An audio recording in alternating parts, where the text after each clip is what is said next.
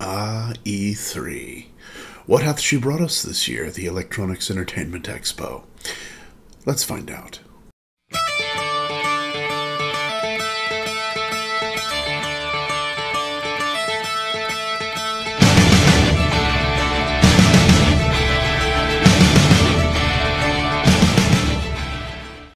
E3 is usually a field day for video game enthusiasts, and I generally don't pay as much attention to a lot of the stuff that comes out of E3 as some of the other larger enthusiasts of the industry do.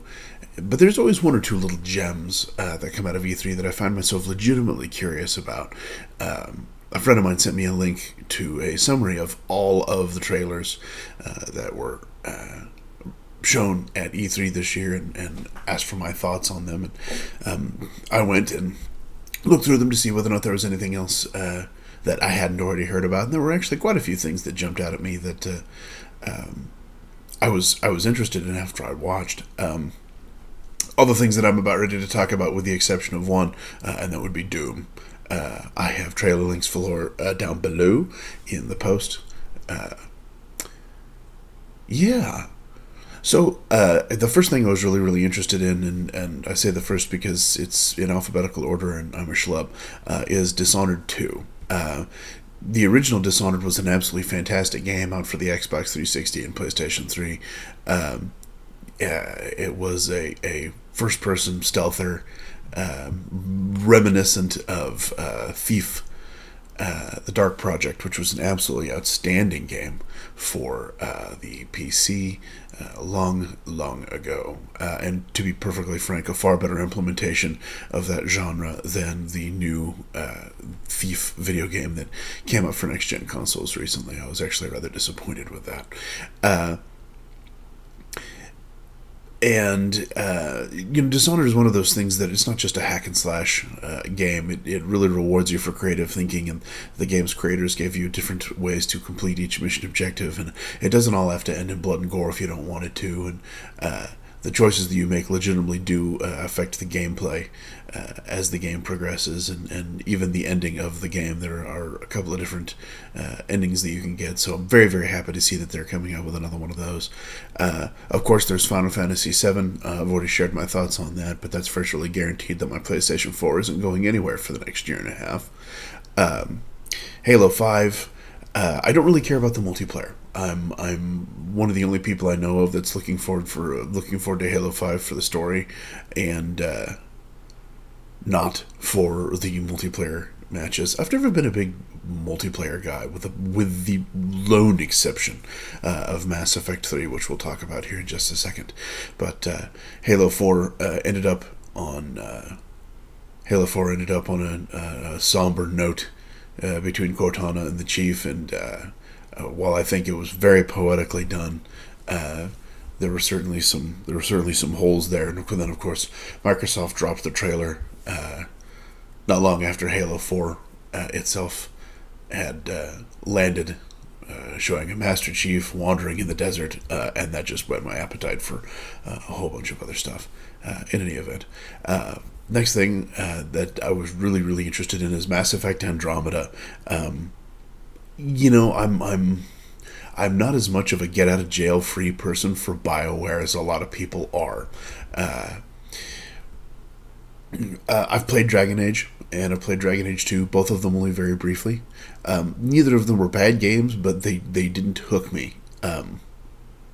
There was a period in time in 2011, I believe, where I had some free time on my hands, and my wife was kind enough to get me Mass Effect 2, and I played it and absolutely destroyed it. Didn't so much care for Mass Effect 1 because of the slower elements of the game, the more RPG-ish elements of the game. I know a lot of people really did like that, so no disrespect to the game, but played the crap out of Mass Effect 2, and then when Mass Effect 3 came out, my wife and I both played the snot out of that, both the single-player and the multiplayer campaigns. It's a fantastic game.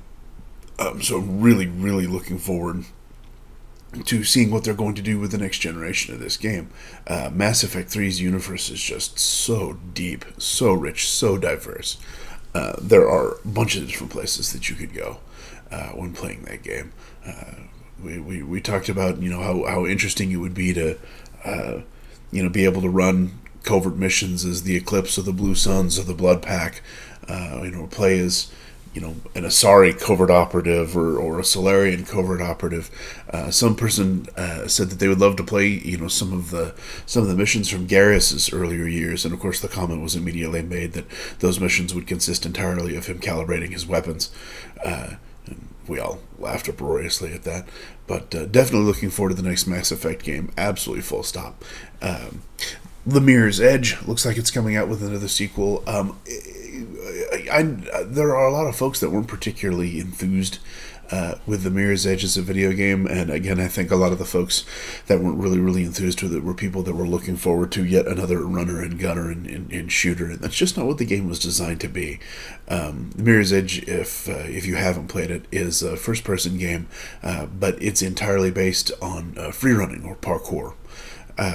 And getting from one end of a semi-linear map to another using any number of different routes, be it jumping from rooftop to rooftop or sliding down pipes or walking on wires or whatever. And the more fluid you are, the more intuitively you use the environment, the smoother and faster you're allowed to run. And stupid screensaver. I enjoyed the game thoroughly. I played it several times through, and I found, amusingly enough, there's one or two parts in the game where you do get a gun, but the game really kind of discourages you from using that, because once you've got a gun, you can't move around with nearly as much fluidity as you used to, and I thought that was really kind of neat. So definitely looking forward to that. And then, of course, the last one that I'm kind of looking forward to is a title called Unravel, which is really I have a great big soft spot in me for indie games and indie titles and creative artistic games like this. And I have no idea what the premise behind the game is. You're a little man made out of yarn. And as you move around the game, the yarn follows you around, and you can use this yarn thread that's constantly unraveling from you to do various and sundry things. The trailer does a much better job of depicting it than I'm doing right now, but definitely interested in that title as well. I love indie games. I love what indie games have done over the last 2 or 3 years. Especially with the advent of things like the Humble Bundle and the Xbox marketplaces and the PlayStation marketplaces. I love what indie games have turned into. Some of my favorite games over the last several years have been indie games. The whole reason why we own an Xbox 360 is because of the Behemoth's Castle Crashers, a phenomenal 4-person brawler. Fez, of course, I can't wax on enough about Fez. Never mind my personal thoughts about Phil Fish or how he chose to handle his social situation. Don't feed the trolls. But I absolutely loved Fez. And Teslagrad was a fantastic game. The Swapper was a fantastic game. I could go on and on about all these little indie titles that I've played that I absolutely loved, with phenomenal production values that really, these AAA studios out there that are churning $60 video games out just for the sake of another $60 video game should kind of take some note if they would just put a little bit more thought into these games. They could have just absolutely crushingly good video game titles, memorable video game titles, instead of just the next entry in the Call of Duty or Battlefront franchise. There, I said it. The other thing that popped up at E3 that I don't have a trailer for down there because I confess I really don't, I guess, care about it that much, but id debuted some gameplay from their newest Doom iteration, and I've got a soft spot for Doom because it's probably the most famous first-person shooter of all time. Of course, Wolfenstein 3D was around beforehand, and I've talked about that before. But Doom is really the thing that kind of shot first-person shooters onto the map for everybody, especially in the multiplayer realm. So, I've always got a soft spot for that. It does, however, illustrate a problem that I'm seeing with a lot of video games today. Something that troubled me the closer and closer we got to the next gen systems that we've got today, where the graphics are just so realistic, and then, one of the reasons why I really enjoy video games is because they take me out of this world and put me into theirs. I really, really like the fantastic environments, and the newer and better the consoles get, the more realistic all the graphics get. And I'm playing through Arkham Knight right now, and it's a phenomenal game. You will see something from me about Arkham Knight soon, I promise you. But probably the single greatest complaint that I have about the game at this point is the graphics are so good and so smooth and so fast that I can't really appreciate some of the stuff that's going on in the game during things like combat sequences.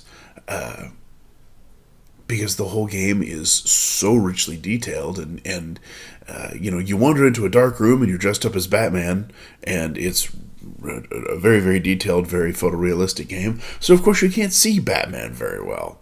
This might not be a problem for other people, obviously for various reasons, but definitely Doom kind of suffers from that as well. There's it's getting closer and closer to what might actually happen if you blew something gory from hell apart. And again, I have no doubt that it'll be a fantastic game. All of the Doom games have been just really, really great jumpers and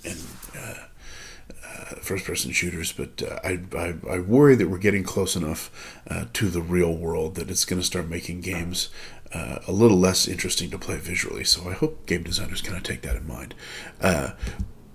That's pretty much all the thoughts that I had about what came out of E3 this year. If there's anything else that anybody's interested in hearing my thoughts on or wanting me to do a trailer review of, please let me know. I did change my email address, so I will be able to see your comments and respond to them a little bit more quickly than I did before. I did have the comments from TypePad dumping to a dumper email box because I honestly wasn't sure how much spam TypePad was going to send me, and it turns out they've been absolutely fantastic in every single capacity since I started using them. Very, very happy with the service still, so I went ahead and redirected the comments to one of the email boxes that I traffic on a regular basis, so hopefully I'll see your comments a little bit more.